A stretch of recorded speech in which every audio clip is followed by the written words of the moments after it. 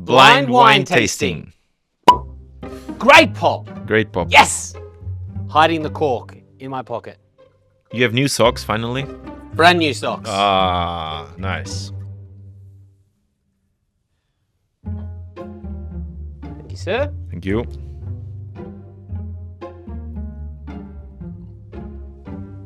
Here you are. Ooh. My goodness. All right. Good luck. Do your thing, Master Somm. Okay. Interesting.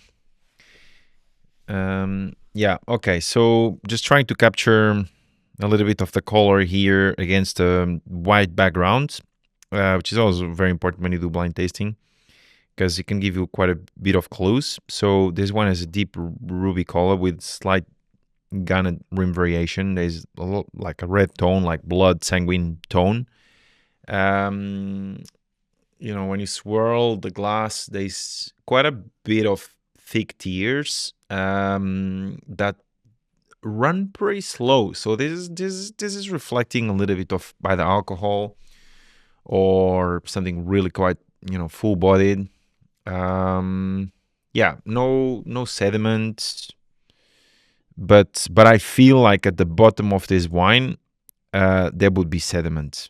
Yeah. Anyway, so and as I swirl, I can smell like something quite ripe, quite mature. A lot of that almost like raisin fruits, plums, dates, blackberry, black cherry.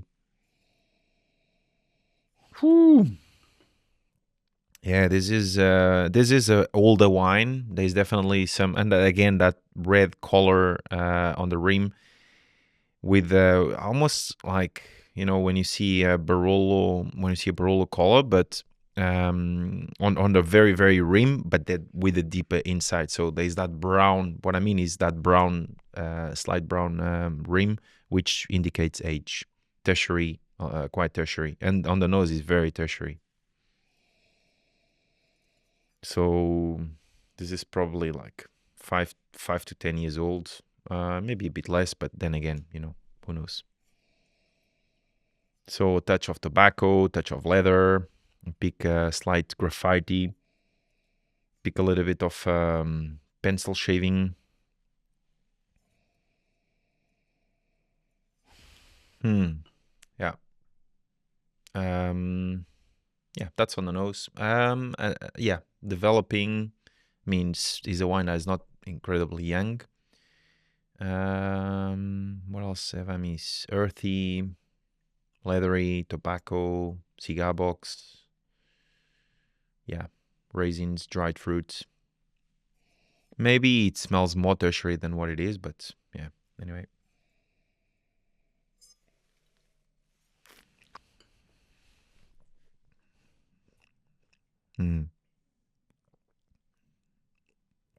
It's quite delicious. Palate is dry. It reminds me something. I feel like I tasted this one before. Palate is dry. Palate is dry. So alcohol must be quite high in this case. 13.4, 14%. 13.5 to 14 at least. Well, I wouldn't say more than 14, but yeah, 13.5 to 14. Is balanced though. And then that black fruit, that blackberry, that black cherry, touch of leather, touch of tobacco, cigar. The pencil shaving, the graffiti, it's all there as well. So, like for me, it's all black fruit dominates. The alcohol keeps coming back and is warm again on the back of the throat as well. But yeah, the wood is quite woody. Yeah, so I think there was use of oak. The after palate, the second palate, there's a lot of that. clove and nutmeg. So the wine has been aged in oak, probably a small amount of new oak. It's not an old school, like brand new, 100% new oak for a long amount of time. I think there's a little bit though. There's a little bit of new oak. Yeah, it's quite nice. It's quite nice. I don't think it's incredibly super high quality wine, but it's probably ready to drink now as well. But probably hold a few more years.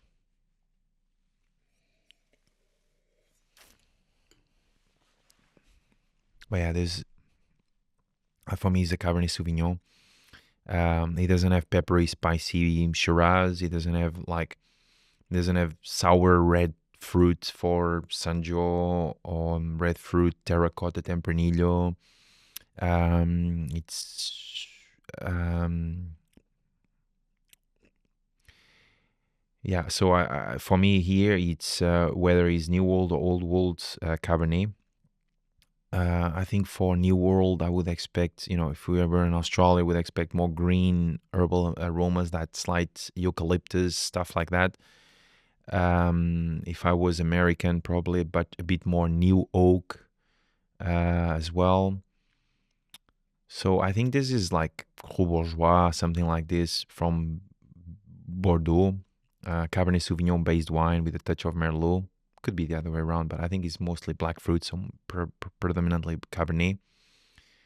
Yeah, I cannot see this anywhere else really.